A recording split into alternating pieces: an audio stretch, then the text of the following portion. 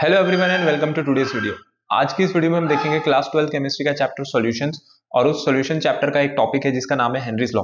अब ये Henry's law जो है ये सीधा सीधा कोरिलेट करता है सॉल्युबिलिटी ऑफ गैसेस को। तो आज हम पहले समझेंगे सॉल्युबिलिटी के बारे में और उसके बाद देखेंगे कि हेनरीज लॉ क्या होता है। तो चलिए स्टार्ट करते हैं। सबसे पहला टॉपिक जो कि है सॉल्युबिलिटी। सॉल्युबिलिटी का एक बार बेसिक इंट्रोडक्शन देख लेते हैं। देखिए, अगर सॉल्युबिलिटी के बारे में मैं आपको बताऊं कि सॉल्युबिलिटी क्या है, तो सॉल्युबिलिटी का मतलब है कि कितना अमाउंट सॉल्यूट का प्रेजेंट है किसी गिवन अमाउंट ऑफ सॉल्वेंट में and at a given temperature और एट अ स्पेसिफिक टेम्परेचर। अब यहां पर जो बात हो रही है वो ये हो रही है कि सॉल्यूट का अमाउंट प्रेजेंट होगा और किसमें प्रेजेंट होगा, सॉल्यूट का अमाउंट किसी गिवन अमाउंट ऑफ सॉल्वेंट में। लेकिन मैंने यहाँ पर एक चीज आपको बोली है कि टेम्परेचर जो है हमारे पास वो कैसा होना चाहिए। टेम्परेचर यहाँ पर आपके पास फिक्स्ड होना चाहिए, मींस टेम्परेचर को हमें चेंज नहीं करना है। क्योंकि जो टेम्परेचर है ये temperature one of the factor होता है जिसकी वजह से सॉल्युबिलिटी इफेक्ट हो सकती है, जिसको अभी हम आगे डिस्कस करेंगे। तो सॉल्युबिलिटी जो है वो हमेशा यहाँ पर एक्सप्रेस होगी in the terms of solute या in the terms of amount of solute which is present in a given amount of solvent. तो अब यहां पर जैसे मैंने आपको ये बोला कि ये जो सॉल्युबिलिटी है ये सॉल्युबिलिटी आपके पास सॉल्यूट की हो रही है और वो सॉल्यूट किस में जाकर के मिल रहे हैं, यहाँ पर सॉल्वेंट में। तो एक बार इसको देखते हैं कि अगर सॉल्यूट और सॉल्वेंट का हम लोग मिक्सचर देखें तो उससे होगा क्या। सॉल्यूट और सॉल्वेंट को अगर मिक्स करें तो क्या होता है। आपको पता ही होगा कि अगर मेरे को कोई सॉल्यूशन बनाना है तो उसके लिए दो चीजें लगेंगी, एक लगेगा सॉल्यूट और एक लगेगा सॉल्वेंट। तो अगर सॉल्यूट और सॉल्वेंट को मिलाएं तो यहां से हम लोगों को आगे क्या मिलता है, यहां से हम लोगों को आगे देखने को मिलता है सॉल्यूशन। तो देखिए, अगर आप सॉल्यूट और सॉल्वेंट को मिला करके सॉल्यूशन बनाते हैं तो इस प्रोसेस को हम लोग नाम देते हैं डिसोल्यूशन। ये जो प्रोसेस है ये प्रोसेस आपका कहलाता है डिसोल्यूशन। अब ये डिसोल्यूशन क्या है, और डिसोल्यूशन के साथ साथ एक टर्म यहां पर और आएगी जिसका नाम है क्रिस्टलाइजेशन। क्रिस्टलाइजेशन क्या होता है, अगर आपको सॉल्यूशन में से वापस से अपने वो दोनों कंपोनेंट वापस चाहिए, मींस मेरे को चाहिए कि मैं सॉल्यूट और सॉल्वेंट को फिर से अलग करूं। मींस मैं फॉरवर्ड डायरेक्शन में गया पहले, अब मैं यहीं से बैकवर्ड डायरेक्शन में आना चाहता हूं, मींस वापस आना चाहता हूं। तो ये प्रोसेस होता है आपके पास क्रिस्टलाइजेशन। अब ये जो डिसोल्यूशन एंड क्रिस्टलाइजेशन है, अब इसको एक बार एक्सपेरिमेंटली समझते हैं कि यहां पर हो क्या रहा है। देखिए, जब भी आप कोई सॉल्यूशन प्रिपेयर करेंगे तो सॉल्यूशन प्रिपेयर करने से हम लोग सबसे पहले क्या लेकर के आएंगे, वहां पर सॉल्वेंट। तो एक एग्जांपल के लिए, जैसे मेरे पास ये एक कोई बीकर है जिसमें मेरे पास सारे के सारे जो मॉलिक्यूल्स हैं अभी वो सॉल्वेंट के हैं। अब इसके अंदर अगर पहले से सॉल्वेंट मॉलिक्यूल्स या सॉल्वेंट पार्टिकल्स प्रेजेंट है, लेकिन मेरे को तो यहाँ पर सॉल्यूशन बनाना है। अब अगर मेरे को यहाँ पर सॉल्यूशन बनाना है तो मैं क्या करूंगा, मैं यहाँ पर सॉल्यूट पार्टिकल्स को लेकर के आऊंगा। तो मीन्स आप इसमें एक एक करके सॉल्यूट ऐड करेंगे। तो जब ये सॉल्यूट के पार्टिकल्स इसमें जाएंगे तो ये सॉल्यूट के पार्टिकल्स क्या करेंगे, एक एग्जांपल से मैं आपको बताता हूं कि जैसे मेरे पास ये सॉल्वेंट पार्टिकल्स हैं, जो मैं ये येलो से मार्क कर रहा हूं ये मेरे पास सॉल्यूट पार्टिकल्स हैं, और ये आ रहे हैं इसके साथ साथ सॉल्यूट पार्टिकल्स। तो सॉल्वेंट पार्टिकल्स हो गए येलो वाले और ये सॉल्यूट पार्टिकल्स हो गए अपने पास ये व्हाइट वाले। ये आकर के क्या करेंगे, इंटरमोलिकुलर स्पेसेस को ऑक्यूपाई करना चाहेंगे जो कि सॉल्वेंट के बीच में है।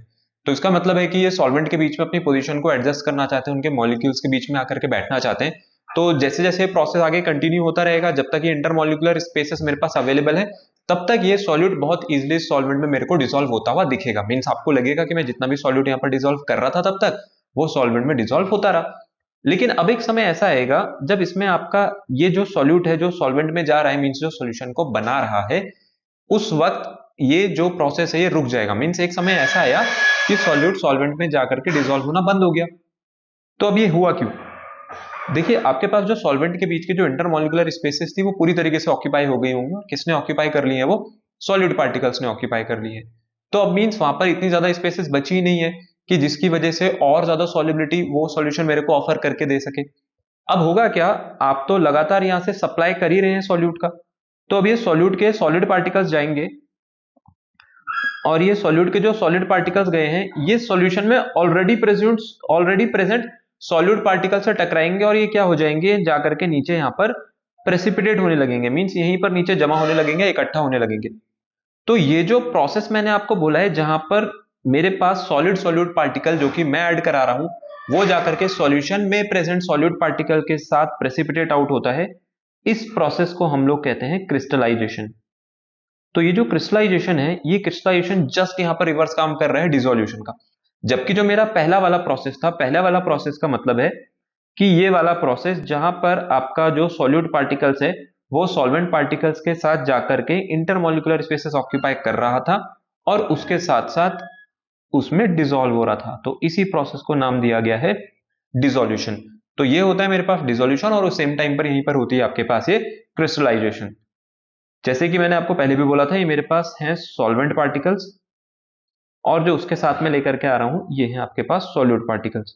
अब ये सॉल्यूट पार्टिकल्स हैं सॉल्यूशन के अंदर के, जिन्होंने जाकर के इंटरमोलिकुलर स्पेसेस को ऑक्यूपाई कर लिया सॉल्वेंट के बीच में, और जाकर के मेरे पास एक सॉल्यूशन बना दिया। अब आपको एक समय आएगा जब आपका जो सॉल्यूशन है वो अपने सैचुरेशन पॉइंट पर पहुंच जाएगा। सैचुरेशन पॉइंट पर पहुंचने का मतलब है कि सॉल्यूट जो इसमें डिसॉल्व हो रहा है सॉल्वेंट में, वो अनलिमिटेड अमाउंट में तो होगा नहीं, कुछ टाइम बाद जाकर के तो रुक ही जाएगा। तो इस वक्त आपका जो सॉल्यूशन है ये हो जाएगा सैचुरेटेड सॉल्यूशन। सो मेरे पास जो सबसे पहली टर्म आ रही है किसी भी सॉल्यूशन को समझाने के लिए, वो आ रही है सैचुरेटेड सॉल्यूशन। तो ये सैचुरेटेड सॉल्यूशंस क्या होते हैं? देखिए, सैचुरेटेड का मतलब है कि आपके पास जो लिमिट है वो रीच हो गई है, मींस मैं सैचुरेट कर गया हूं। किस चीज को सैचुरेट कर गया हूं? सॉल्यूट के अमाउंट को सॉल्यूशन के अंदर। अभी जो सैचुरेशन था ये क्यों आया? क्योंकि इंटरमोलिकुलर स्पेसेस जो थे वो फुली ऑक्यूपाई हो चुके हैं सॉल्यूट पार्टिकल्स ऑलरेडी, कोई नए इंटरमोलिकुलर स्पेसेस बचे नहीं है, तो इसलिए अब और ज्यादा सॉल्यूट वहां पर ऐड नहीं हो सकता है। तो अगर हम लोगों को ये दिखाना होगा कि सैचुरेटेड सॉल्यूशन क्या है, तो सैचुरेटेड सॉल्यूशन में हम ये लिख सकते हैं कि a solution in which no more solute can be added, can be added, या ज्यादा बेटर होगा कि हम इसको लिख दें कि no more solute can be dissolve. तो इस वक्त आपका जो सोल्यूशन है ये कैसा हो गया? सैचुरेटेड हो गया। इससे पहले जो सोल्यूशन था मेरे पास वो कैसा था? वो एक अनसैचुरेटेड सोल्यूशन था। अनसैचुरेटेड सोल्यूशन का मतलब है जितना मर्जी चाहे आप उतना उसमें अभी तक सोल्यूट डिसॉल्व कर सकते हैं जब तक कि वो अपने सैचुरेशन पॉइंट को यहाँ पर रीच नहीं कर जाते हैं। तो होता क्या है कि ये जो ऊपर वाला प्रोसेस है जो मैंने आपको बताया, डिसोल्यूशन और क्रिस्टलाइजेशन, ऑब्वियस सी बात है एक फॉरवर्ड प्रोसेस है और एक मेरे पास ये बैकवर्ड प्रोसेस है। तो अगर मैं इक्विलिब्रियम की बात करूं कि इक्विलिब्रियम पर क्या होगा, तो कई बार ये क्वेश्चन भी पूछ लिया जाता है कि अगर मैं इक्विलिब्रियम स्टेज की बात करूं किसी सॉल्यूशन में, जहां पर सेम टाइम पर डिसोल्यूशन और क्रिस्टलाइजेशन जैसे चीजें या क्रिस्टलाइजेशन जैसे प्रोसेस यहाँ पर अकर कर रहे हैं या यहाँ पर प्रेजेंट है, तो होगा क्या? ये जो रेट ऑफ डिसोल्यूशन है ये रेट ऑफ क्रिस्टलाइजेशन के इक्वल हो जाता है। One of the most important term and one of the most important thing जो कि कभी कभार एमसीक्यूज में पूछ ली जाती है, so rate of dissolution equals to rate of crystallisation. तो कभी भी आपसे ये पूछा जाए कि इक्विलिब्रियम पर क्या होगा, तो इक्विलिब्रियम पर ये जो रेट ऑफ क्रिस्टलाइजेशन है ये रेट ऑफ डिसोल्यूशन के यहाँ पर इक्वल हो जाएगा। सो आई होप आपको ये सॉल्युबिलिटी यहाँ पर अच्छे से समझ आई होगी। अब इसी के साथ चलते हैं सॉल्युबिलिटी में बिल्कुल एक नेक्स्ट चीज पर। तो सॉल्युबिलिटी में अब जो टर्म है, ये सॉल्युबिलिटी हमेशा एक्सप्रेस होती है आपके पास परसेंटेज में। देखो ये परसेंटेज में क्यों एक्सप्रेस हो रही है? अगर परसेंटेज में एक्सप्रेस कर रहे हैं तो क्यों कर रहे होंगे, इसकी जरूरत क्या पड़ी? जैसे कि हमारे मार्क्स होते हैं, फॉर एग्जांपल कि हम कोई सा भी एग्जाम यहाँ पर देने बैठे हैं, लेकिन एंड में मेरे को क्या बताई जाती है? परसेंटेज ही बताई जाती है। हो सकता है आपका पेपर 20 नंबर का हो, 50 नंबर का हो, 60 या पूरे 100 नंबर का भी हो। तो जितने भी मेरे मार्क्स आते हैं, फॉर एग्जाम्पल मेरे मार्क्स आते हैं 20 आउट ऑफ 40, तो 20 आउट ऑफ 40 का मतलब मैंने 50% का स्कोर किया है। तो हमेशा जो मार्क्स है वो इन the terms of percentage express किए जाते हैं। वैसे हमारे पास सॉल्युबिलिटी होती है जो कि किसके टर्म्स में एक्सप्रेस होती है? हमेशा परसेंटेज के टर्म में। मींस सॉल्वेंट का अमाउंट आपको पता होगा ऑलरेडी कितना है, 1 किलो, 2 किलो, 250 किलो या 2.5 ग्राम, 250 ग्राम जो भी रहा होगा, और उसके अंदर आपको ये भी पता होगा कि मैंने सॉल्यूट कितना ऐड कराया है। तो amount of solute amount upon amount of solvent, और उसे हम किससे मल्टीप्लाई करा देंगे यहाँ पर? 100% से। सो सॉल्युबिलिटी का मतलब हो गया amount of solute upon amount of solvent. अभी जो अमाउंट है अगर इसकी हम लोग बात करें तो ऑब्वियसली बात है कि मैं मास की ही बात कर रहा हूं, और मास की जो यूनिट है वो मैं लेकर के चल रहा हूं ग्राम, कि मैं सब कुछ यहाँ पर ग्राम में एक्सप्रेस करूंगा और इसे बाद में किससे मल्टीप्लाई करा दूंगा? 100% से। तो मेरे को यहाँ पर सॉल्युबिलिटी पता चल जाएगी। तो ये तो था सॉल्युबिलिटी का एक जनरल इंट्रोडक्शन जहां से आपने सॉल्युबिलिटी को समझा। अब नेक्स्ट हम लोगों को इसमें पढ़ना है कि ऐसे कौन कौन से फैक्टर्स हैं जो सॉल्युबिलिटी को इफेक्ट कर सकते हैं। तो देखिए, फैक्टर्स की अगर मैं बात करूं तो सॉल्युबिलिटी भी आपके पास अलग अलग तरीके की हो सकती है। पहले मैं सॉल्युबिलिटी के टाइप आपको बता देता हूं। देखिए, सॉल्युबिलिटी की अगर टाइप की मैं बात करूं तो सॉल्युबिलिटी में हमारे पास दो चीजें हैं यहाँ पर। एक तो हो गया आपके पास सॉल्यूट और एक हो गया सॉल्वेंट। तो इसका मतलब है कि पहले मेरे को solute type and solvent type define करना पड़ेगा, उसके बाद ही मैं यहाँ पर आगे बढ़ पाऊंगा। तो सॉल्यूट अगर मेरे पास सॉलिड है और सॉल्वेंट मेरे पास लिक्विड है, तो यहां से जो सॉल्यूशन बन करके आएगा वो आएगा एक सॉलिड लिक्विड सॉल्यूशन। इससे पहले वाला लेक्चर था वहां पर मैंने आपको ये समझा रखा है इसके बारे में पूरा। तो एक तो मेरे पास यहाँ पर जो सॉल्यूट का टाइप है, जो भी हम आगे डिस्कस करेंगे, वो सॉलिड हो सकता है। दूसरा टाइप जो है सॉल्यूट का, वो होगा हमारे पास गैसेस, कि आपकी जो गैस है वो जाकर के यहाँ पर लिक्विड में डिसॉल्व हो रही होगी, मीन्स वहां पर एक गैस और लिक्विड का सॉल्यूशन बन रहा होगा। तो सॉल्युबिलिटी के भी जो फैक्टर्स हैं वो दो तरीके के होते हैं। एक होता है वो सॉल्युबिलिटी फैक्टर्स जो कि सॉलिड्स की सॉल्युबिलिटी को इफेक्ट करेंगे लिक्विड में, और वहीं एक दूसरे फैक्टर्स निकल करके आएंगे जो कि सॉल्युबिलिटी ऑफ गैसेस को इफेक्ट करेंगे लिक्विड्स में। तो दोनों में ही यहाँ पर आपको बिल्कुल अलग अलग चीजें देखने को मिलेंगी। इसलिए सबसे पहले हम लोग जिस चीज को डिस्कस करने जा रहे हैं वो है solubility of solids in liquids, कि कौन कौन से ऐसे फैक्टर हैं जो सॉलिड्स की सॉल्युबिलिटी को इफेक्ट करते हैं जब उसको मैं किसी लिक्विड में डिसॉल्व करने की कोशिश करूंगा। तो देखिए, जो सबसे पहला फैक्टर आ रहा है आपके पास वो है nature of solute and solvent. अब ये nature of solute and solvent क्या है? आपने केमिस्ट्री में सॉल्युबिलिटी का एक रूल पढ़ा होगा, काफी इंपॉर्टेंट और काफी कॉमन रूल है जिसके बारे में सभी जानते हैं, और उसका नाम है लाइक डिसॉल्व्स लाइक। ये लाइक डिसॉल्व्स लाइक का रूल क्या है? देखिए, लाइक डिसॉल्व्स लाइक के रूल की अगर मैं बात करूं, जैसे हम एक जनरल अपनी लाइफ का एग्जांपल लेते हैं। हम सभी के हमारे दोस्त होते हैं, तो हमारी जो दोस्ती है वो सभी से तो नहीं हो पाती। ऐसा नहीं कि मैं रैंडमली किसी भी इंसान को यहाँ पर पकड़ूंगा और बोलूंगा कि भाई मेरा दोस्त बन जा। तो ये जो दोस्ती है वो रैंडमली नहीं हो सकती है। अब क्यों नहीं हो सकती है? क्योंकि आपके जो इंटरेस्ट हैं और आपकी जो बातें हैं वो एक दूसरे से मैच नहीं करेंगे। हो सकता है कि आप बहुत ज्यादा खेलने कूदने वाले आदमी हो, जिसको बाहर घूमना पसंद है, खेलकूद पसंद है, लेकिन वही जो आपका जो दूसरा इंसान है जिससे आप मिले हो या जो आपका फ्रेंड बनना चाह रहे हैं, वो बिल्कुल पढ़ाकू है, दिन भर पढ़ने में ही लगा रहता है। तो वो आपके सामने तो सिर्फ पढ़ाई की बातें करेगा, लेकिन आप उसके सामने कैसी बातें करोगे? आप तो घूमने फिरने की बातें करोगे। आप बोलोगे सोशल मीडिया के बारे में उससे डिस्कस करोगे, आप यहाँ पर यूट्यूब ट्रेंडिंग वीडियोस के बारे में डिस्कस करोगे, लेकिन उसे इन सब चीजों के बारे में पता ही ना हो सकता है शायद। क्यों? क्योंकि वो तो आपके इंटरेस्ट रीजन से बिल्कुल ही अलग चला गया। तो सेम चीज यहां पर होती है कि जैसे हम लोगों ने एक दोस्ती का एग्जांपल लिया, वहीं पर यहां पर मेरे को दोस्ती किसके बीच में करानी है? सॉल्यूट और सॉल्वेंट के बीच में। तो इसका मतलब है दोनों का नेचर एक जैसा होना चाहिए। तो यहाँ पर ये जो दोनों इंसान थे, जो दोनों एक दूसरे के साथ दोस्त नहीं बन पाए, क्यों? क्योंकि एक का जो नेचर है वो कैसा है? बिल्कुल पढ़ाकू। और वहीं जो दूसरा है उसका नेचर कैसा है? बिल्कुल खेलकूद वाला, जिसको बाहर रहना पसंद है, घूमना फिरना पसंद है, फोन चलाना पसंद है, गेम्स खेलना पसंद है। तो अभी जो सॉल्यूट है और जो सॉल्वेंट है, इनका नेचर एक जैसा होना चाहिए। मींस जो मेरे पोलर सॉल्यूट होते हैं ये पोलर सॉल्वेंट में ही डिसॉल्व होंगे, और जो नॉन पोलर सॉल्यूट है वो जाकर के आपके नॉन पोलर सॉल्वेंट में ही डिसॉल्व होंगे। अगर इसको और अच्छे से समझे, ये polar solute and non polar solute की जो मैं यहां पर बात कर रहा हूं, देखिए पोलर सॉल्यूट का सबसे अच्छा एग्जांपल है हमारे पास जो सॉल्ट्स होते हैं। जितने भी सॉल्ट्स होते हैं आपके पास कौन से कंपाउंड्स हैं? आपके पास आयनिक कंपाउंड्स हैं। जो आयनिक कंपाउंड्स होते हैं ये पोलर होते हैं नेचर में। इसलिए आपने देखा होगा कि मैं जब भी जाकर के सॉल्ट को वाटर में डिसॉल्व करता हूं तो सॉल्ट वाटर में डिसॉल्व हो जाता है इजिली, बिकॉज जो वाटर है मेरे पास वो कैसा सॉल्वेंट है? वाटर आपके पास एक पोलर सॉल्वेंट है। अगर वाटर एक पोलर सॉल्वेंट था तो वाटर ने किसको प्रेफर करा? यहाँ पर वाटर ने प्रेफर करा सॉल्ट्स को। हमारे घरों में जो कॉमन सॉल्ट आता है, मीन्स जो सोडियम क्लोराइड है, सोडियम क्लोराइड यहाँ पर वाटर में बहुत इजीली डिसॉल्व हो जाता है। वो इसी वजह से डिसॉल्व होता है बिकॉज जो सॉल्ट है वो आयनिक नेचर का है, मीन्स जो पोलर नेचर का है, और वाटर भी आपके पास कैसा है? ये पोलर नेचर का है। अगर आप इसी के बिल्कुल ऑपोजिट एक नॉन पोलर सॉल्वेंट लेकर के आते हैं, देखिए नॉन पोलर सॉल्वेंट में मेरे पास क्या क्या हो सकते हैं? नॉन पोलर सॉल्वेंट में आपके पास बहुत सारी चीजें आ सकती हैं। पेट्रोल की अगर आप बात करें, पेट्रोल एक नॉन पोलर सॉल्वेंट है, मेनली हम इसे गैसोलीन कहते हैं केमिस्ट्री में। सो ये गैसोलीन की अगर मैं बात करूं, मैं बात कर सकता हूं बेंजीन की। आप यहाँ पर CCl4 का एग्जांपल ले सकते हैं, जो कार्बन टेट्राक्लोराइड होता है। कार्बन टेट्राक्लोराइड भी आपके पास एक नॉन पोलर सॉल्वेंट है। तो अगर आप चाहेंगे कि ये जो सॉल्ट है ये पेट्रोल में डिसॉल्व हो जाए, ये बेंजीन में डिसॉल्व हो जाए, ये CCl4 में डिसॉल्व हो जाए, ये डिसॉल्व नहीं होगा, मीन्स ये सॉल्युबिलिटी को यहाँ पर रेजिस्ट करेगा। तो आपको किसी भी यहाँ पर टाइप की सॉल्युबिलिटी, किसी भी अमाउंट की सॉल्युबिलिटी देखने को नहीं मिल सकती है, होगी भी तो बहुत ही हल्की फुल्की सॉल्युबिलिटी होगी। तो ये जो नॉन पोलर सॉल्वेंट है इसने यहाँ पर पोलर सॉल्यूट्स को डिसॉल्व करने से कर दिया मना। तो फिर इसमें डिसॉल्व कौन होगा? अब इसमें हमारे पास डिसॉल्व होंगे नॉन पोलर सॉल्यूट्स। जितने भी आपके नॉन पोलर सॉल्यूट्स हैं वो फिर नॉन पोलर सॉल्वेंट को ही प्रेफर करेंगे, क्योंकि पोलर पोलर को प्रेफर कर रहे थे, तो अभी जो नॉन पोलर है नॉन पोलर को प्रेफर करेंगे। देखिए नॉन पोलर जो आपके पास सॉल्यूट है, नॉन पोलर सॉल्यूट में हमारे पास क्या हो सकता है? नॉन पोलर सॉल्यूट्स में आपके पास आ सकते हैं ऑर्गेनिक कंपाउंड्स, बिकॉज जो ऑर्गेनिक कंपाउंड्स होते हैं वो हमारे पास ऑलमोस्ट नॉन पोलर ही होते हैं। वो एग्जाम्पल के लिए आप हाइड्रोकार्बन्स ले सकते हैं। अब हाइड्रोकार्बन्स के साथ साथ अगर मैं कीटोन्स की बात करूं, कीटोन्स भी आपके नॉन पोलर नेचर के होते हैं।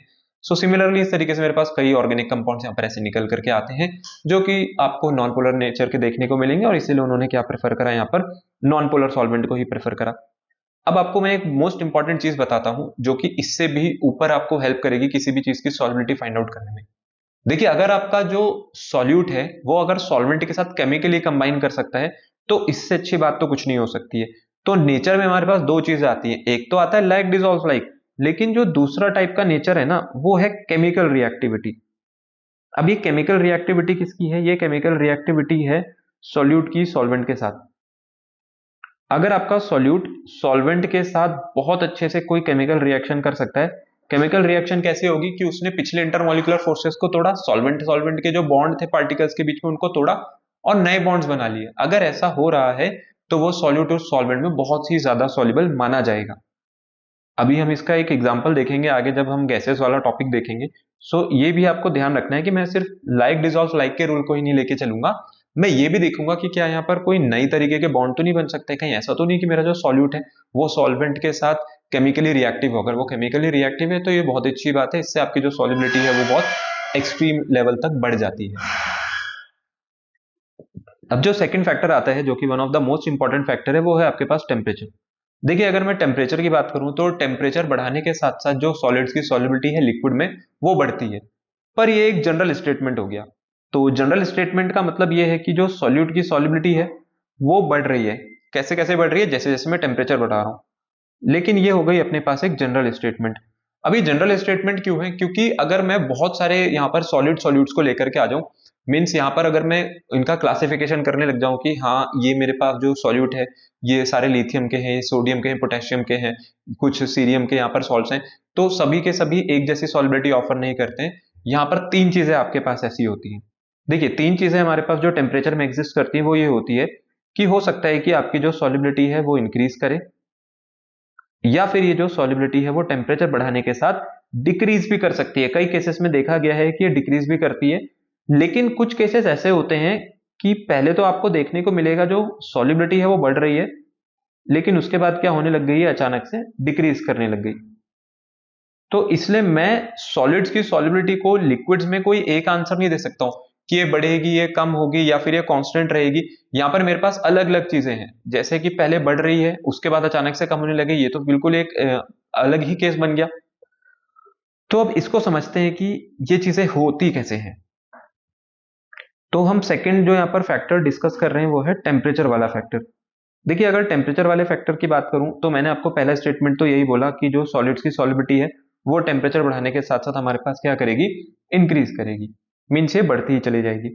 तो फर्स्ट फैक्टर डिस्कस करते हैं जहां पर सॉल्युबिलिटी डायरेक्टली प्रोपोर्शनल है टेम्परेचर के। देखो, आप जब टेम्परेचर प्रोवाइड कराओगे तो आप पहले ये सोचोगे ये टेम्परेचर जो आप प्रोवाइड कराओगे इससे हो क्या रहा है। टेम्परेचर प्रोवाइड कराने का मतलब है टेम्परेचर आप बढ़ाओगे। तो आप टेम्परेचर बढ़ाओगे इसका मतलब आपने सॉल्यूशन को हीट किया होगा पक्का।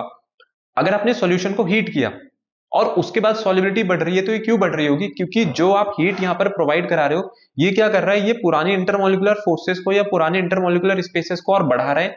जब पुरानी इंटरमोलिकुलर फोर्सेस टूटेंगी तो इंटरमोलिकुलर स्पेसेस बढ़ेंगे और उसके बीच में जाकर के वहां पर जो सॉल्यूट पार्टिकल्स हैं वो सेटल हो सकते हैं, या फिर मैं कहूं सॉल्यूट और सॉल्वेंट पार्टिकल्स के बीच में क्या बन सकता है, केमिकल बॉन्ड बन सकता है। तो सबसे पहली चीज मैंने यहाँ पर बोली कि जब हमें टेम्परेचर बढ़ाना है तो टेम्परेचर बढ़ाने का मतलब है आप यहाँ पर हीट क्या कर रहे हो, आप हीट यहाँ पर हीट जो है वो सप्लाई कर रहे हो। तो इस केसेस में जो रिएक्शंस होती हैं, जितनी भी रिएक्शंस आपके पास एंडोथर्मिक है, तो ये जो एंडोथर्मिक प्रोसेस है ना, ये एंडोथर्मिक प्रोसेस इसके साथ चलेंगे। क्योंकि एंडोथर्मिक प्रोसेस कौन से होंगे, जिनको हीट चाहिए। तो एंडोथर्मिक प्रोसेस के लिए जो इंथैल्पी चेंज होता है वो हमारे पास कैसा होता है, पॉजिटिव होता है। पॉजिटिव कह दो या फिर मैं कह दूं heat changes greater than enthalpy changes greater than zero. क्योंकि जो फाइनली जो आप इंथैल्पी देखोगे सिस्टम की वो बड़ी हुई मिलेगी, क्योंकि आपने हीट सप्लाई की थी तो सिस्टम ने वो एनर्जी एब्जॉर्ब कर ली होगी। तो फाइनल ज्यादा है, इनिशियल कम है, इसलिए जो इन दोनों का मेरे पास नेट रिजल्ट आएगा वो कैसा आएगा, आपके पास पॉजिटिव आएगा। तो एंडोथर्मिक प्रोसेस जितने भी होते हैं वो आपके पास एक डायरेक्ट प्रोपोर्शनैलिटी, जिसको मैं कहता हूं या मैं कहूं कि यहाँ पे सीधा सीधा डायरेक्टली प्रोपोर्शनल है सॉल्युबिलिटी, ये वाली चीज आपको दिखाएंगे। जहां पर आप देखोगे कि टेम्परेचर बढ़ाने के साथ साथ सॉल्युबिलिटी बढ़ रही है, क्योंकि वो जो रिएक्शन थी या जो वो प्रोसेस था वो कौन से नेचर का था, आपके पास एंडोथर्मिक नेचर का। लेकिन अगर आपके पास कोई ऐसा प्रोसेस है जो कि एंडोथर्मिक का नहीं है, जो कि आपके पास है एक्सोथर्मिक का, तो वहां पर क्या होगा, वहां पर इसका ठीक रिवर्स हो जाएगा। एक्सोथर्मिक प्रोसेस कौन से होते हैं, जो कि खुद आपको हीट रिजेक्ट करके दे देंगे। अब इन प्रोसेसेस में हीट एब्जॉर्ब नहीं होती है, इन प्रोसेस में जो हीट है वो रिजेक्ट होती है, या फिर मैं कहूं हीट जो है एमिट होती है। तो सीधी सी बात है, आप यहाँ पर क्या कर रहे हो, आप रिएक्शन के अगेंस्ट जाने की कोशिश कर रहे हो, क्योंकि जो आपकी जो रिएक्शन थी, आपका जो प्रोसेस था, वो तो ऑलरेडी हीट बाहर फेंक रहा था, आप उसे उल्टा हीट सप्लाई करा रहे हो। तो इसके कारण क्या होता है, इसके कारण इसकी जो सॉलिबिलिटी है वो यहाँ पर डिक्रीज कर जाती है। कई सारे हमारे पास ऐसे सॉल्ट्स हैं जिनमें आप ये देखोगे, पहले मैं यहाँ पर ये बता देता हूँ कि कौन से प्रोसेस के लिए मैं लिख देता हूँ, ये हमारे पास वो प्रोसेस है जो कि एक्सोथर्मिक नेचर के होंगे। सो सभी एक्सोथर्मिक प्रोसेस इस चीज के अगेंस्ट चलेंगे, किस चीज के, टेम्परेचर के अगेंस्ट चलेंगे। इनको टेम्परेचर नहीं पसंद है, क्योंकि अगर आप टेम्परेचर बढ़ाओगे तो इनकी जो सॉलिबिलिटी है वो उल्टा कम होने लगेगी। ये तो खुद ही सिस्टम से हीट बाहर फेंक रहे थे, आप इसको हीट क्यों प्रोवाइड करा रहे हो, इसको जरूरत ही नहीं है। तो यहां पर जो एग्जांपल है, इस तरीके के कुछ सॉल्ट्स हमारे पास जो होते हैं, एक होता है आपके पास है सीरियम सल्फेट। फिर सीरियम सल्फेट के साथ साथ हम एक एग्जांपल यहां पर ले सकते हैं लिथियम सल्फेट का भी। तो लिथियम सल्फेट का फॉर्मूला हो जाएगा Li2SO4। So basically Li2SO4 and जो ये सीरियम सल्फेट हम देख रहे हैं, ये दो ऐसे सॉल्ट्स हैं जो कि एक्सोथर्मिक प्रोसेस को फॉलो कर रहे होंगे। मींस यहां पर टेम्परेचर बढ़ाने पर जो सॉलिबिलिटी है वो क्या कर जाएगी, डिक्रीज कर जाएगी। एक एग्जांपल इसका मेरे पास सोडियम कार्बोनेट भी हो सकता है। सोडियम कार्बोनेट भी एक ऐसा ही सॉल्ट होता है जो कि बिल्कुल रिवर्स आपको वेरिएशन दिखाएगा। मींस आपने तो एक्सपेक्ट करा होगा कि टेम्परेचर बढ़ने से सॉलिबिलिटी बढ़ेगी, पर यहां पर उल्टा कम होने लगती है। फिर आ जाते हैं अब तीसरे टाइप पर, जो कि मैंने आपको बोला था कि पहले मेरे पास क्या होगा कि सॉलिबिलिटी इंक्रीज करेगी और उसके बाद फिर अचानक से डिक्रीज करने लग जाएगी। चलिए इसके बाद देख लेते हैं हमारे थर्ड फैक्टर को, जिसकी मैंने बात करी थी कि सॉलिबिलिटी हमारे पास ऐसी भी हो सकती है जो पहले इंक्रीज करेगी टेम्परेचर के साथ, लेकिन फिर उसके बाद डिक्रीज करने लग जाएगी। तो अब ये ऐसा क्यों होता है और ऐसे कौन कौन से सॉल्ट्स हमारे पास जो ऐसे वेरिएशन शो करते हैं, तो एक बार ये वाला केस भी हम लोग यहाँ पर कंसिडर कर लेते हैं। देखो मैं यहाँ पर ये कह रहा हूँ आपको कि अगर मैं थर्ड वाले फैक्टर को बोलूं तो वहां पर ये बोला जा रहा है कि अगर मैंने टेम्परेचर बढ़ाया तो पहले तो क्या होगा, first solubility increases then decreases. और अभी बात हो रही है सॉलिड्स की सॉलिबिलिटी लिक्विड में। So first solubility increases and then decreases. अब यहाँ पे क्या होगा कि अगर आप एक ग्राफ प्लॉट करना चाहोगे किस किस के बीच में, सॉलिबिलिटी और टेम्परेचर के बीच में, तो आपको ये देखने को मिलेगा कि मैं एक तरीके से यहाँ पर मतलब सिंगल जो कर्व होता है उसमें यहाँ पर वेरिएशन को नहीं दिखा सकता हूं। जैसे कि एक ग्राफ हम लोग यहाँ पर देख लेते हैं सॉलिबिलिटी वर्सेस टेम्परेचर में। मैं y एक्सिस पर प्लॉट कर रहा हूं सॉलिबिलिटी को और x एक्सिस पर हम लोग लेकर के चलेंगे टेम्परेचर। सो x एक्सिस पर आ गया टेम्परेचर एंड y एक्सिस पर चली गई है सॉलिबिलिटी। हो सकता है ऐसा कि पहले जो आपकी सॉलिबिलिटी है टेम्परेचर के साथ वो इंक्रीज करे और फिर उसके बाद अचानक से क्या करने लग जाए, ये डिक्रीज करने लग जाए। तो एक टेम्परेचर हमारे पास ऐसा आया जहां से ये जो सॉलिबिलिटी थी इसने अपना जो ट्रेंड है वो बिल्कुल यहां से रिवर्स कर लिया। तो ये जो टेम्परेचर की वैल्यू है यहां पर ये जो आ रही है, इस टेम्परेचर को हम लोग कहते हैं ट्रांजिशन टेम्परेचर। सो ये जो ट्रांजिशन टेम्परेचर है ये क्या होता है, ट्रांजिशन टेम्परेचर हमारे पास वो टेम्परेचर है जहां से आपके पास ये जो सॉलिबिलिटी कर्व है वो अपनी डायरेक्शन को चेंज कर लेगा। मींस अगर पहले डायरेक्ट प्रोपोर्शन में चल रहा था तो अब एक इनवर्स प्रोपोर्शन में चलने लग गया। टेम्परेचर बढ़ाने पर सॉलिबिलिटी बढ़ रही थी, लेकिन उसके बाद तुरंत हमने ये देखा कि अचानक से जो सॉलिबिलिटी है ये बिल्कुल एक रिवर्स वेरिएशन को फॉलो करने लग गई। मींस इनवर्सली प्रोपोर्शनल जो वेरिएशन है वो मेरे पास यहाँ पर एक देखने को मिलता है। फिर इसके बाद हमारे पास अब नेक्स्ट फैक्टर आएगा जो कि है प्रेशर। अब देखिए जो प्रेशर वाला जो फैक्टर है ये सॉलिड्स में अगर हम लोग कंसिडर कर रहे हैं तो इसकी इतनी कोई खास इंपॉर्टेंस यहाँ पर नहीं होती है। मींस प्रेशर का जो रोल है सॉलिबिलिटी में सॉलिड्स के वो एक इनसिग्निफिकेंट रोल ये प्ले करता है। मींस अगर मैं प्रेशर वाले फैक्टर को कंसिडर ना भी करूं तो चलेगा, क्योंकि जो प्रेशर है, प्रेशर से क्या होता है, प्रेशर का एक नेग्लिजिबल इफेक्ट हम लोगों को देखने को मिलता है। तो कहते हैं कि भाई आप इसे चाहे यहाँ पर लिखो या ना लिखो कोई ऐसा फर्क पड़ता नहीं है, बिकॉज जब तक मेरे पास वॉल्यूम चेंज नहीं आएगा प्रेशर अप्लाई करने पे, प्रेशर अप्लाई करने से होगा क्या, आपको पता है कि वॉल्यूम और प्रेशर एक दूसरे के डायरेक्टली प्रोपोर्शनल है, वो एक दूसरे के इनवर्सली प्रोपोर्शनल रहते हैं कि प्रेशर आप बढ़ाएंगे तो जो वॉल्यूम है वो कम होता चला जाता है। जैसे गैसेस को कंप्रेस किया जाता है, उनका प्रेशर बढ़ा करके वॉल्यूम कम करते हैं। तो अगर ऐसी चीज सॉलिड्स में हो रही होती तब तो हम कहते हैं कि हाँ ठीक है, यहाँ पर आपको सॉलिबिलिटी में वेरिएशन देखने को मिलेगा क्योंकि वॉल्यूम चेंज आता है। बट यहाँ पर जो वॉल्यूम चेंज होता है सॉलिड्स में वो बिल्कुल ना के बराबर होता है। मैं बोलता हूँ इतनी स्मॉल वैल्यू आती है जिसका कोई खास सिग्निफिकेंट रोल मेरे को अभी तक तो नहीं दिखता है। सो इसलिए प्रेशर से ये हम बोलेंगे कि ये इनसिग्निफिकेंट है यहाँ पर जो इसका चेंज है। और अगर आपको बोलना ही है कि किस तरीके से वेरी करता है तो हाँ, बढ़ाने पर, प्रेशर बढ़ाने पर सॉलिबिलिटी बढ़ेगी पर बहुत कम बढ़ती है ये। ठीक है, इसकी जो इफेक्ट है वो बिल्कुल नेग्लिजिबल रहता है एज कंपेयर टू, मैंने अगर प्रेशर की वैल्यू 100 टाइम्स करी होगी तो सॉल्युबिलिटी आपकी 10% भी वहां पर बढ़ती हुई आपको नहीं दिखेगी।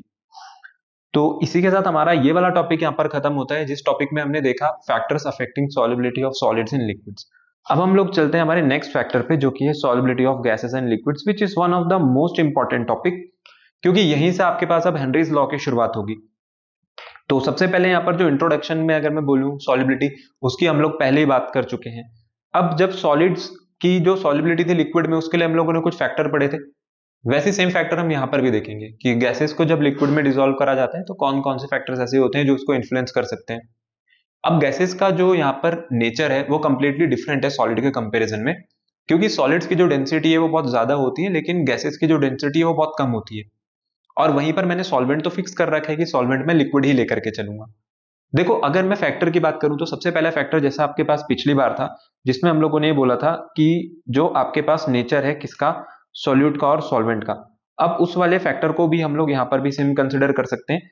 तो ये जो सबसे लास्ट में जो फैक्टर लिखा हुआ, मैं इसको चलो सबसे पहले बता देता हूँ, क्योंकि ये हमारे पास सबसे इंपॉर्टेंट फैक्टर होता है, nature of the gas and the solvent. देखिए, अगर पोलर और नॉन पोलर की बात करी जाए तो अब यहाँ पर polar gases non polar gases को अभी हम लोग वो वाला केस नहीं कंसिडर करेंगे, मीन्स अभी थोड़ी देर के लिए लाइक डिसॉल्व लाइक से हट जाते हैं। और अब बात करते हैं सेकंड वाली पॉइंट की, उसमें जो मैंने आपको कहा था कि कहीं आपका सॉल्यूट केमिकली रिएक्ट तो नहीं कर सकता आपके सॉल्वेंट से, तो वही चीज यहां पर भी होती है कि अगर आपकी जो गैसेस हैं वो किसी पर्टिकुलर सॉल्वेंट में ज्यादा सॉल्युबल है तो वो किसके कारण होगी, क्योंकि वो केमिकली रिएक्टिव होंगी। अब ये क्यों होती है, क्योंकि उनके बीच में सिमिलर इंटरमोलिकुलर फोर्सेस आपको देखने को मिलती है, मींस सेम टाइप की इंटरमोलिकुलर फोर्सेस। इसका जो एग्जांपल है वो ये है, यहां पर जैसे लिखा हुआ है, carbon dioxide is more soluble in water than nitrogen because both molecules are polar.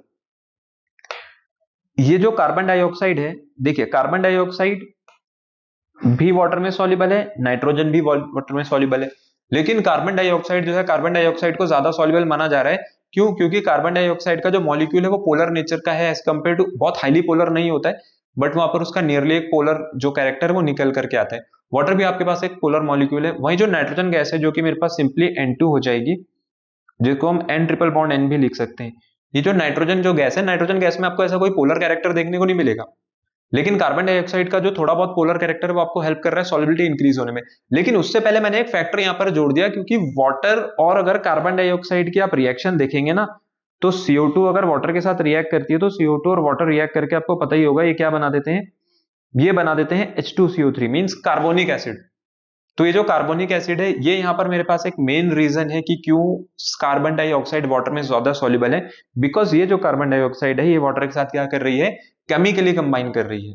Similarly ऐसी हमारे पास बहुत सारी गैसेस होती हैं जो कि वाटर में ज्यादा सॉल्युबल होती हैं एज कंपेयर टू, आप हाइड्रोजन की बात करो या ऑक्सीजन की बात करो, ये वाटर में इतनी सॉल्युबल नहीं है जितनी मेरे पास बाकी गैसेस हैं। तो वो गैसेस हमारे पास हो सकती हैं H2S, हाइड्रोजन सल्फाइड हमारे पास एक ऐसी गैस है, अमोनिया एक ऐसी गैस है जो कि हाईली सॉल्युबल है।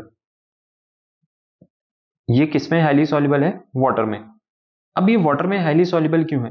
क्योंकि जो H2S है, अगर ये H2S वाटर में जाती है तो हाइड्रोजन सल्फाइड वाटर में जाकर के सल्फ्यूरिक एसिड बना देता है, और वैसे अगर मैं अमोनिया को वाटर में डिसॉल्व करता हूं तो वहां से नाइट्रिक एसिड की फॉर्मेशन होती है। और वैसी बात है कि टेम्परेचर एंड प्रेशर कंडीशंस भी आपको मैंडेटरी जितनी चाहिए होगी वो रखनी पड़ेगी, बट क्योंकि ये हाइड्रोजन सल्फाइड एंड जो अमोनिया है ये वाटर के साथ केमिकली रिएक्ट कर सकते हैं, इसलिए वाटर में हाईली सॉल्युबल है।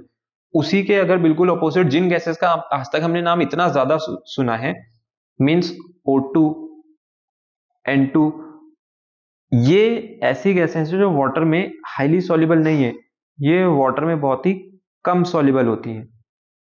सो इनकी जो लेस सॉल्युबिलिटी है वाटर में, उसके पीछे रीजन यही है कि ये वाटर के साथ जाकर के कोई केमिकल बॉन्ड नहीं बना सकती, मींस ये केमिकली रिएक्टिव नहीं है वाटर के साथ, इसलिए यहाँ पर सॉल्युबिलिटी कम है।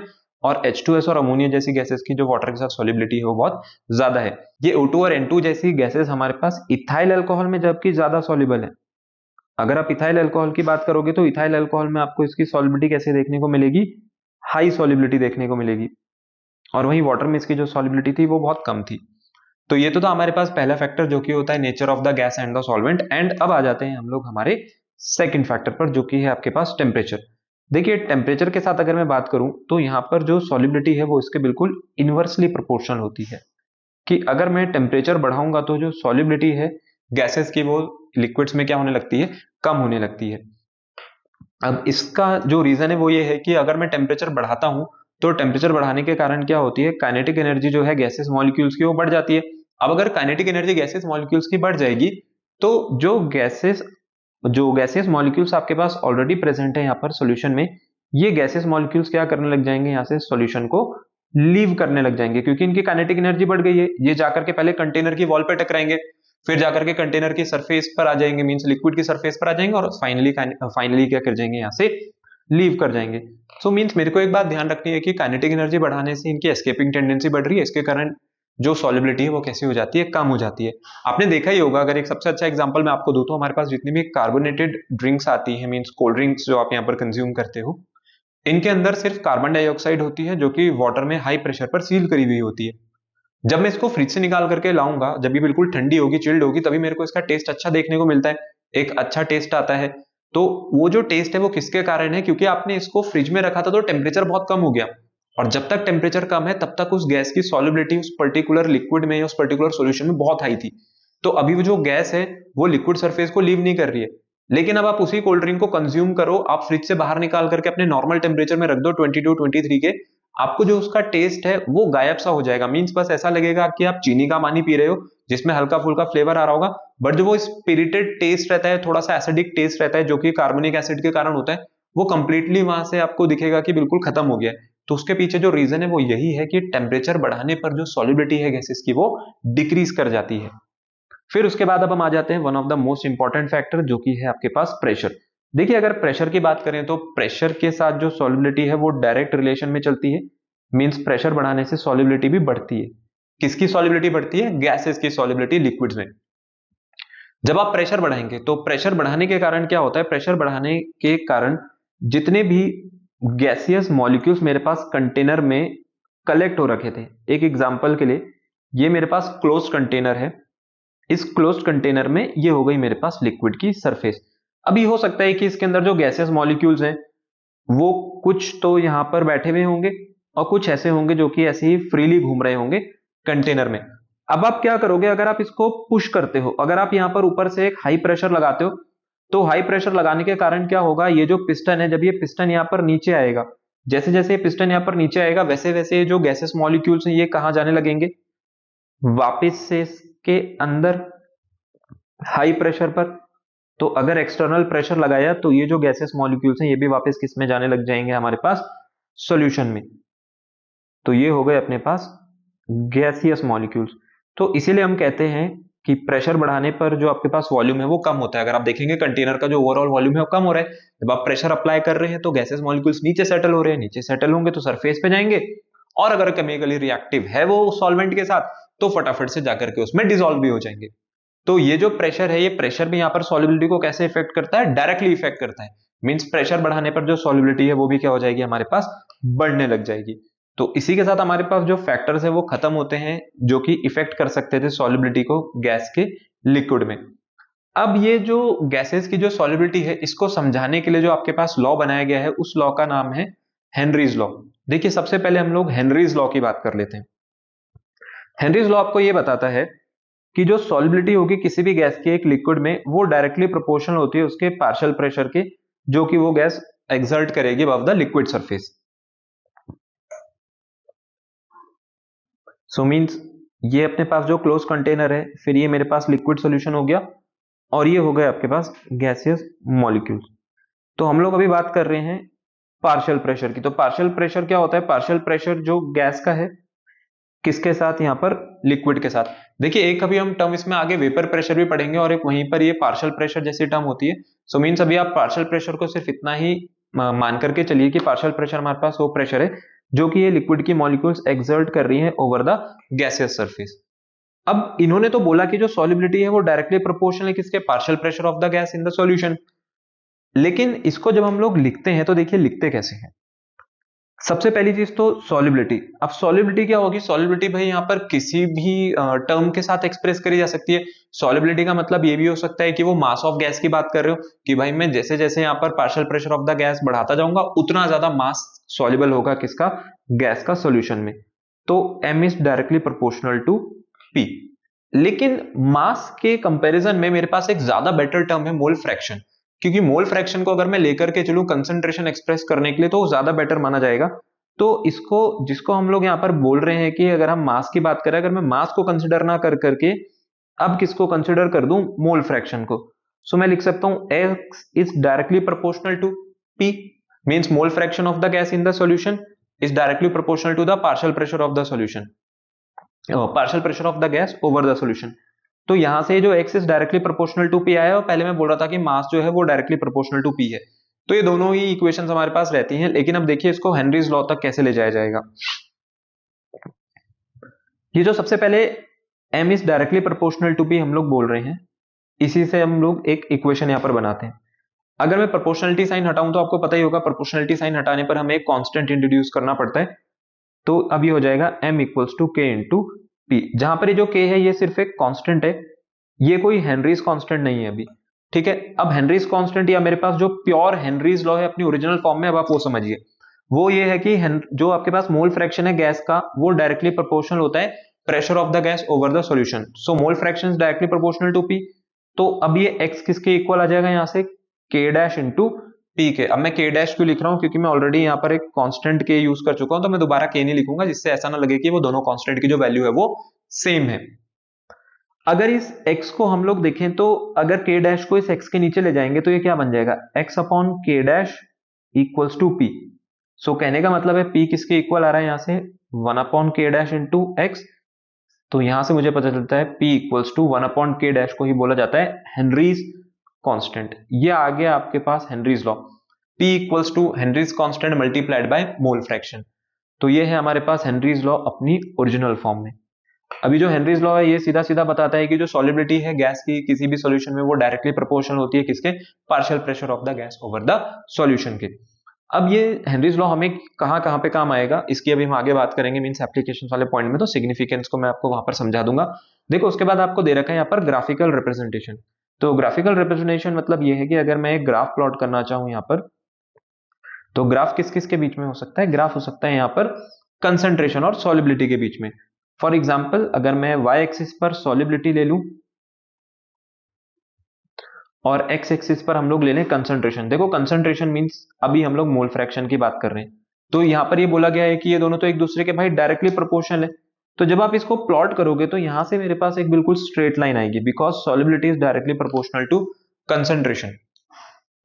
तो यही आपके पास हेनरीज लॉ है। हेनरीज लॉ आपको बताता है कि अगर एक प्लॉट भी किया जाए सॉलिबिलिटी और कंसंट्रेशन में तो वो एक स्ट्रेट लाइन का प्लॉट आएगा, कोई कर्व यहां पर नहीं होगा, कोई डेविएशन नहीं होगी कि पहले बढ़ गया या पहले और उसके बाद कम हो गया। अगला आ जाते हैं हम लोग लिमिटेशंस पर कि हेनरीज लॉ की लिमिटेशंस क्या क्या है, ऐसे कौन कौन से फैक्टर्स जो मेरे को ध्यान में रखने हैं अगर मैं हेनरीज लॉ की कैलकुलेशन कर रहा हूं। सबसे पहली चीज तो आपको ये ध्यान रखनी है कि जो प्रेशर है वो बहुत ज्यादा हाई नहीं होना चाहिए, क्योंकि प्रेशर बढ़ाने पर क्या होता है, प्रेशर बढ़ाने पर जो गैसेस की सॉलिबिलिटी है वो भी बढ़ जाती है। तो ये जो हेनरीज कांस्टेंट है, हेनरीज कांस्टेंट की वैल्यू में भी हमारे पास डेविएशन आने लगेंगे और वो मेरे को बिल्कुल एक्यूरेट वैल्यू जो है वो नहीं देगा। तो वहां पर आपको ये जो हेनरी लॉ है वो इनएक्यूरेट होता हुआ दिखेगा। तो इस बात का आपको ध्यान रखना है कि जो प्रेशर है वो मेरे पास लो होना चाहिए, बहुत ज्यादा हाई नहीं होना चाहिए। सेकंड आपको ध्यान रखना है कि आपकी जो गैस है वो किसी भी टाइप ऑफ सॉल्वेंट के साथ या जिस भी सॉल्यूशन में आप उसको डाल रहे होंगे, गैस और सॉल्वेंट एक दूसरे के साथ केमिकली रिएक्टिव नहीं होने चाहिए, क्योंकि अगर वो दोनों एक दूसरे के साथ केमिकली रिएक्टिव है तो सॉल्युबिलिटी उस फैक्टर के कारण बढ़ने लगेगी, तो वहां से भी हेनरीज लॉ जो है वो इनएक्यूरेट हो जाएगा, मींस हेनरीज कांस्टेंट जो है वो डेविएशन शो करने लगेगा। तीसरी चीज आती है हमारे पास टेम्परेचर। अब टेम्परेचर का भी आपको पता ही है कि जो टेम्परेचर है, टेम्परेचर बढ़ाने पर सॉलिबिलिटी कम होती है, तो मेरे को जो टेम्परेचर है वो हमेशा यहाँ पर कांस्टेंट बना करके रखना पड़ेगा। टेम्परेचर को अगर मैं चेंज करूंगा तो हेनरीज कांस्टेंट की जो वैल्यू है उसमें भी डेविएशन आती हुई आपको दिख जाएगी। फिर अब हम आगे चलते हैं एप्लीकेशंस ऑफ हेनरीज लॉ पे, one of the most important topic जहां से कई बार क्वेश्चन बनने के चांसेस रहते हैं। सबसे पहला जो इसमें एप्लीकेशन है इसका वो है कार्बोनेटेड बेवरेजेस। देखिए कार्बोनेटेड बेवरेजेस की हम लोग बात करें तो जैसे आपके पास कोल्ड ड्रिंक्स होती हैं, जितनी भी आप कार्बोनेटेड ड्रिंक्स मार्केट से कंज्यूम करते हो, अगर आपके पास आप बियर की बात करो, आप बात करो यहाँ पर शैंपेन की, सो मेरे पास सभी वो ड्रिंक्स है जिनके अंदर CO2 प्रेजेंट है, इसीलिए इसको बोला जाता है कार्बोनेटेड बेवरेज। मींस एक ऐसी ड्रिंक जिसके अंदर कार्बन का कंटेंट या कार्बन डाइऑक्साइड को यूज किया गया एज अ मेन इंग्रेडिएंट। तो जब कोल्ड ड्रिंक बनाई जाती है तो क्या किया जाता है कि सबसे पहले पानी लेते हैं, पानी में चीनी मिलाते हैं जिससे कि वो मीठा हो जाए, फिर आर्टिफिशियल फ्लेवर डाला जाता है और फाइनली क्या किया जाता है, बॉटल को CO2 गैस के साथ हाई प्रेशर पे सील कर देते हैं और अब आपने प्रेशर हाई करा है तो CO2 की सॉलिबिलिटी उसके अंदर बहुत ज्यादा है। अब ये हमें कैसे पता चला? हेनरीज लॉ ने बताया कि जो प्रेशर है, प्रेशर बढ़ाने पर जो आपको वो सॉलिबिलिटी जो देखने को मिल रही थी गैस की, वो काफी ज्यादा हो जाएगी। तो पार्शियल प्रेशर के डायरेक्टली प्रोपोर्शनल है सॉलिबिलिटी। दूसरी चीज क्या होती है, अगर मैं टेम्परेचर कम रखूंगा तो टेम्परेचर कम रखने पर मुझे वो चीजें ज्यादा बेटर टेस्ट करेंगे as compare to high temperature, क्योंकि हाई टेम्परेचर पर जो सॉलिबिलिटी है वो कम हो जाती है। और यहां से होता क्या है, जब भी CO2 को वाटर में डिसॉल्व किया जाता है तो एक एसिड की फॉर्मेशन होती है जिसका नाम है कार्बोनिक एसिड, और फॉर्मूला है हमारे पास H2CO3।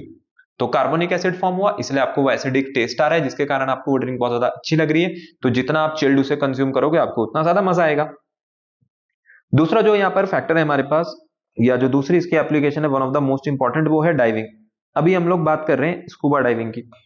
देखिए स्कूबा डाइविंग की अगर मैं बात करूं तो आज की डेट में क्या होता है, आज की डेट में जो सिलेंडर्स यूज होते हैं स्कूबा डाइविंग में, उसके अंदर जो गैसेस कंटेंट है वो बिल्कुल अलग है एज कंपेयर टू जो पहले के टाइम में जो सिलेंडर्स यूज होते थे। एक इसका कंपैरिजन लेकर के चलते हैं कि स्कूबा डाइविंग में होता क्या है। देखो स्कूबा डाइविंग की अगर बात करें तो ये मेरे पास एक ओशन की सरफेस हो गई। तो फॉर एग्जांपल मैं बोलता हूं कि मेरे पास पॉइंट ए है, एक है बिल्कुल डेप्थ पे पॉइंट बी, और एक मैं वापस ले लेता हूं सरफेस पर पॉइंट सी। अब अगर मैं आप लोगों से पूछूं कि आप मुझे बताओ कि प्रेशर पॉइंट ए पर ज्यादा होगा या पॉइंट बी पर ज्यादा होगा, आपको पता ही है कि प्रेशर डेप्थ के साथ बढ़ता है। तो ये जो ए है मेरे पास, ये कैसा रीजन है, ये मेरे पास एक हाई प्रेशर रीजन है, और बी मेरे ये जो ए है मेरे पास वो एक लो प्रेशर रीजन है, सॉरी ये लो प्रेशर रीजन हो जाएगा मेरे पास, और जो बी है वो कैसा रीजन हो जाएगा हमारे पास, एक high pressure region. So it means pressure at B is greater than pressure at A. अब स्कूबा डाइवर कहां से शुरुआत करेगा, स्कूबा डाइवर शुरुआत करेगा पॉइंट ए से। तो ये धीरे धीरे डाइव करते हुए कहां पर जाएगा, डेप्थ की तरफ जाएगा। तो जब ये पॉइंट बी पर पहुंचेगा, और उसके कंपैरिजन में जब ये पॉइंट ए पर था, तो पॉइंट ए पर क्या था, पॉइंट ए पर प्रेशर कम था, तो जो गैसेस थी इसके ब्लड स्ट्रीम में वो इतनी ज्यादा सॉल्युबल नहीं थी, क्योंकि जो सॉल्युबिलिटी होती है वो कैसी होती है हमारे पास, प्रेशर के डायरेक्टली प्रोपोर्शनल होती है। अब जो सिलेंडर ये अपने साथ कैरी कर रहा है, उस सिलेंडर में हमारे पास कौन कौन सी गैसेस हैं। तो पहले जो आपके पास विंटेज, अगर हम लोग बात करें आज से काफी टाइम पहले की, तो पहले जो गैसेस यूज होती थी वो नाइट्रोजन गैस होती थी और ऑक्सीजन गैस होती थी। अभी मॉडर्न जो चीजें वो काफी बदल गई हैं। नाइट्रोजन और ऑक्सीजन जो पहले के टाइम में यहाँ पर यूज होती थी, उसमें अराउंड जो इन दोनों की जो आप कंसंट्रेशन देखोगे, ऑक्सीजन गैस जो रहता था, ऑक्सीजन गैस मेरे पास ऑन एन एवरेज मैं कह सकता हूँ 32% होती थी, और जो बचा हुआ है वो आपके पास नाइट्रोजन हो जाता था। मींस नाइट्रोजन कितना हो जाएगा ऑन एन एवरेज 68%। तो 68% तो नाइट्रोजन हो गई, बाकी बची हुई 32% ऑक्सीजन हो गई। जब आप ए पॉइंट पर हो तो ए पॉइंट पर सभी जो गैसेस हैं वो लो है सॉलिबिलिटी में, और पॉइंट बी पर कैसे हो जाएंगे, ये हाई हो जाएंगे सॉलिबिलिटी में। तो जब आप अपनी यहाँ पर शुरुआत करोगे डाइव की, तो सबसे पहले आप पॉइंट ए से मूव करोगे पॉइंट बी तक। अब आप जैसे जैसे नीचे जा रहे हो, वैसे वैसे ये जो गैसेस है सिलेंडर की वो आपके ब्लड स्ट्रीम में जा रही हैं, तो ब्लड में डिसॉल्व हो रही हैं, ब्लड के साथ सॉल्युबल है। लेकिन अब आपको हर समय यहां तो रहना नहीं है, अब आप ऊपर भी तो आओगे। तो जब आप ऊपर आने की कोशिश करोगे तो अब क्या होगा, बी से सी वाला जो मेरे पास पॉइंट है, जब मैं बी से सी आ रहा हूं तो बी से सी पर अब प्रेशर क्या होने लगेगा, हाई से लो होने लगेगा। तो अगर प्रेशर हाई से लो होने लग गया तो क्या हो गया, यहां पर तो जो गैसेस की सॉल्युबिलिटी थी वो तो ज्यादा थी, ये तो हाईली सॉल्युबल है, लेकिन अब धीरे धीरे जो आपके पास सॉल्युबिलिटी है वो कम होने लगेंगी। और अगर सॉल्युबिलिटी कम होने लगेंगी तो जो गैस ऑलरेडी आपके ब्लड स्ट्रीम में एंटर कर चुकी है, ऐसा तो नहीं होगा कि आपकी बॉडी का मेटाबॉलिज्म इतना फास्ट है कि उसने पर्टिकुलरली उस समय जितनी ऑक्सीजन नाइट्रोजन डिसॉल्व करी थी सभी के सभी को यहाँ पर एक्सट्रैक्ट करके और उसको पूरा कंज्यूम कर दिया, ऐसा नहीं होता है। जो नाइट्रोजन वहां पर पड़ी हुई थी, जितनी नाइट्रोजन मेटाबॉलिक एक्टिविटी का काम आनी थी उतनी काम आ चुकी है, लेकिन अब जो मेरे पास एक्सेस ऑफ नाइट्रोजन बची हुई है, वो एक्सेस ऑफ नाइट्रोजन यहां से जब ये डाइवर मूव करेगा बी से सी पर, तो वो नाइट्रोजन क्या करेगी, अब नाइट्रोजन की जो सॉल्युबिलिटी है वो तो कम होने लगेगी प्रेशर कम करने पे, तो वो आपके ब्लड स्ट्रीम से बाहर आने की कोशिश करेगी। अब ब्लड स्ट्रीम से बाहर कैसे आ सकती है, ब्लड स्ट्रीम से जब बाहर आएगी तो वो क्या करती है, यहाँ पर कैपिलरीज को बर्स्ट करते हुए बाहर निकलती है, तो यहाँ से कैपिलरीज बर्स्ट होने का खतरा होता है। और ये किसके कारण हो रहा है, यहाँ पर N2 गैस के कारण, ये जो नाइट्रोजन गैस है। तो मॉडर्न डेज में इसका क्या सोल्यूशन निकाला गया, मॉडर्न डेज में ये जो अब सिलेंडर हम लोग देख रहे हैं, इस सिलेंडर में बोला गया कि आप नाइट्रोजन और ऑक्सीजन को तो रखे ही रखो, लेकिन एक और गैस इंट्रोड्यूस कर दी जिसका नाम है हीलियम। तो अब हम जो मॉडर्न सिलेंडर्स देखते हैं, मॉडर्न सिलेंडर्स में आपके पास तीन गैसेस का कॉम्बिनेशन यूज किया जाता है। हीलियम, नाइट्रोजन एंड ऑक्सीजन, जिसके अंदर हीलियम की जो परसेंटेज है वो लगभग 12% रहती है, और जो नाइट्रोजन है अभी इसको 56% कर दिया गया है, ऑक्सीजन मेरे पास वही 32% के आसपास रहती है। इससे क्या होता है, ये जो हीलियम गैस है काफी हल्की होती है, तो इसकी वजह से अब जो नाइट्रोजन की परसेंटेज है वो 68 से डिक्रीज करके 56 पे आ गई। तो जब आप पॉइंट बी से पॉइंट सी की तरफ मूव करोगे तो हीलियम जो आपके पास एक्सेस बची हुई है, जो कि वैसे भी कोई काम नहीं आने वाली है, वो ब्लड स्ट्रीम से निकलेगी तो बहुत इजीली निकल जाएगी, क्योंकि इतनी भारी गैस नहीं है तो कैपिलरी बर्स्ट नहीं होती है, और नाइट्रोजन की भी कंसेंट्रेशन यहाँ पर डिक्रीज हो गई है, तो कैपिलरीज बर्स्ट होने का जो रिस्क है वो पहले के कंपेरिजन में बहुत ज्यादा कम हो गया है। तो ये होती है मेरे पास one of the most important application of Henry's law. अगली जो इसकी एप्लीकेशन है, अगर वो मैं आपको समझाऊं तो अगली एप्लीकेशन हम लोग इसकी एक देख सकते हैं, वो होती है हाई एल्टीट्यूड्स पे। देखिए जब भी आप किसी ऊंचाई पर जाते हैं, आपने देखा होगा कि कई लोग ऐसे होते हैं जिनको बेहोशी सी आने लगती है, या कहते हैं कि मेरे को अचानक सिर दर्द हो गया, उनका नोज ब्लीडिंग की भी उनको प्रॉब्लम हो जाती है। अब ये सारी चीजें क्यों हो रही है, किसी को बेहोशी क्यों आ रही है जब भी वो हाइट पर जा रहे हैं? तो देखिए हो क्या रहा है हाइट पर, सबसे पहली चीज तो हमको यहाँ पर समझना पड़ेगा प्रेशर के बारे में। देखिए अगर आप प्लेन्स के कंपैरिजन में कंपेयर करेंगे माउंटेन्स को, अगर कोई इंसान है जो ये प्लेन्स पर रह रहा है, फिर कोई इंसान ऐसा है जो कि माउंटेन्स पर रह रहा है, तो मान लेते हैं कि ये प्लेन पे कोई था, ये अपने पास माउंटेन्स पे गया घूमने, तो पॉइंट ए से ये गया पॉइंट बी पर। तो सबसे पहले आप मुझे ये बताओ कि प्रेशर कहां पर ज्यादा है, पॉइंट ए पर प्रेशर ज्यादा है या पॉइंट बी पर? ये जो पॉइंट ए है ये हमारे पास लाई करता है प्लेन्स में, तो प्लेन्स में क्या होता है, प्लेन्स में जो प्रेशर है आपके पास वो होता है हाई।